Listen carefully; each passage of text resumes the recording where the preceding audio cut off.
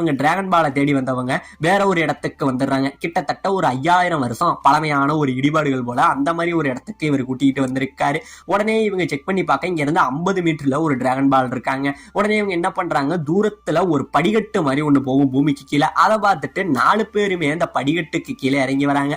அப்படி இறங்கி வர அங்க உள்ள சுவர்கள்ல பல ஓவியங்கள் இருக்குங்க. இந்த ஓவியங்கள்லாம் பார்த்துட்டு இதுதான் பழங்காலத்து நாமக்கரிகளா அப்படின்னு சொல்ல, உடனே இவங்களுக்கு ஒரு ஆச்சரியம். இவங்களை பார்த்தா நாமக் மாதிரியே என்னமோ வித்தியாசமான ஒரு ஏலியன்ஸ் மாதிரி இல்லடா இருக்காங்க அப்படின்னு சொல்ல, இதெல்லாம் அப்படிதான்ப்பா, அதெல்லாம் கண்டுக்காதீங்கன்னு சொல்லி இவங்க உள்ள வந்துகிட்டு இருக்க.